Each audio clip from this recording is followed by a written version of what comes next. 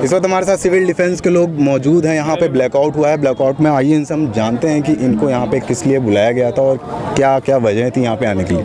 जी sir, आपका नाम? जय हिंद, मेरा नाम कैलाश विश्वकर्मा है जी। और सभी साथियों को मेरा पूरा नमस्कार, जय हिंद, जय भारत। आज जैसे देश में जो है तानातनी चले हुआ है, जैसा कि हम लोग जान रहे हैं आज पाकिस्तान से, और हम पे जो जानलेवा हमला किया था कहराना, उसका पलटवार भारत ने किया है। उससे बचने के लिए जो है हमारे देश में आज मॉकड्रिल का कार्यक्रम किया जा रहा है। हम लोग एनी रेलवे गोरखपुर की टीम है, सिविल डिफेंस की टीम है, और आज जो है ब्लैकआउट का जो समय निर्धारित किया गया था उस समय के निर्धारित के अनुसार हम लोग अपने उचित स्थान पर आए और रिहर्सल किया गया, प्रैक्टिस किया गया कि आपात स्थिति में हमें जो है जान मान की हानि कम से कम हो, क्षति को किस तरह से रोका जाए, उसके लिए हम लोगों ने प्रैक्टिस किया और काफ़ी सफलतापूर्वक जो है सभी लोगों के सहयोग से संपन्न हुआ। रेस्क्यू का मतलब ये होता है कि अगर कहीं गोला या बारूद या बम एयर स्ट्राइक के द्वारा किया जाता है तो उस दौरान जो है जो जान मान की खतरा होती है वो बहुत ज़्यादा हो जाती है। तो ऐसे में जो है हमारे सैनिक बॉर्डर पे होते हैं, लेकिन जो हमारे सिविल डिफेंस के जो है जो वॉलंटियर हैं वो हर जगह लगभग अवेलेबल होते हैं और उन्हें जो है अटेंड किया जाता है ताकि वो प्राथमिक उपचार के लिए जो है वो तुरंत जो है सहयोग दे पाए और उनको जो है राहत पहुंचा पाए। तो उसी का हम लोग का जो है आज जो है सफल परीक्षण किया गया और उसमें हम लोग जो है सफल रहे। अच्छा, क्या क्या बचाव कार्य किए आप लोगों ने? किस तरह से लोगों को बताया कि हाँ आप ये चीज़ें करिए तो आप ऐसे सिचुएशन में बच सकते हैं, या किस तरह से आप बताना चाहेंगे कि लोग यहाँ पे इस तरह से सुरक्षित रहें?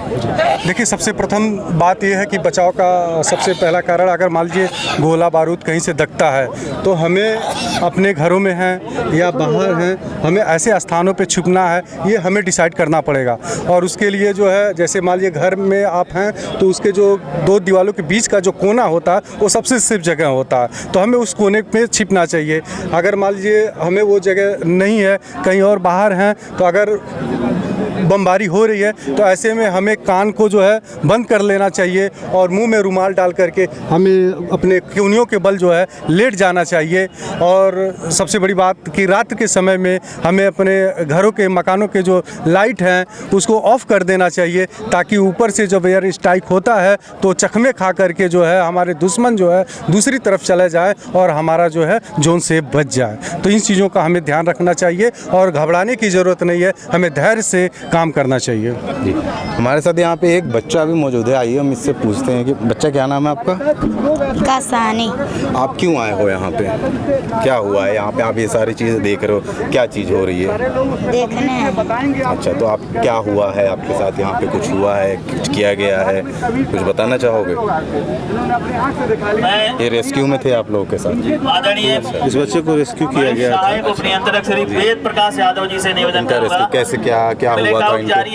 जैसे दुश्मन द्वारा बम जो यहाँ गिराया गया था तो उसमें घायल हो गए थे। तो जैसे घायल हुए, आइए भैया, इसे ये घायल हो गए थे। जिला मजिस्ट्रेट पहले इनको देखा जाता है कि इनकी मतलब क्या चीज़ बॉडी में किस चीज़ का दिक्कत है। उस चीज़ को अगर हम पहचान जाते हैं, जान जाते हैं, उसके अनुसार हम इनको अपने सेफ्टी के अनुसार इनको धीरे धीरे ऐसे सर पर लगा के बैठाएंगे और पूछ भी लेंगे कि कहाँ पर क्या दिक्कत है।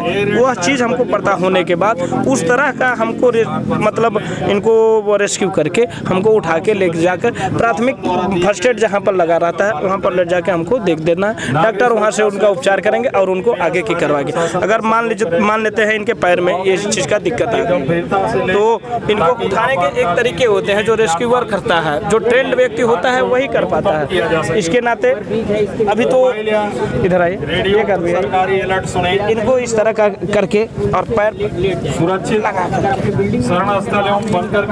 बैठा देते हैं और क्यों इस पर इनको सेफ्टी बना करके और आगे हम ले जाके जहाँ पर फर्स्ट एड का लगा रहता है, जहाँ डॉक्टर उपलब्ध रहते हैं उनके पास हम इनको हैंड ओवर कर देते हैं, जहाँ पर इनका ट्रीटमेंट होगा और आवश्यक चीज़ों को दिला जाएगा।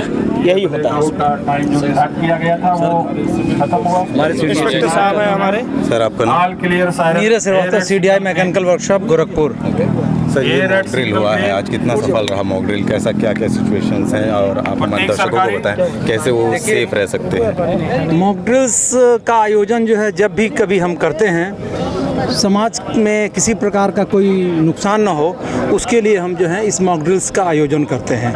आज के परिप्रेक्ष्य में ये जो मॉक ड्रिल का आयोजन हुआ है वो कहीं ना कहीं जो है हम जो भारत सरकार का जो एक निर्देश था, उस निर्देश के अंतर्गत की जो है 244 जो है कैटेगराइज सिटी टाउन्स जो होंगे, वहाँ पर जो है आपका जो है ये ब्लैकआउट्स के साथ ही जो है मॉक ड्रिल के आयोजन होंगे और साथ ही साथ 744 डिस्ट्रिक्ट जो ऑल ओवर इंडिया में हैं उनमें भी इसका आयोजन हुआ है।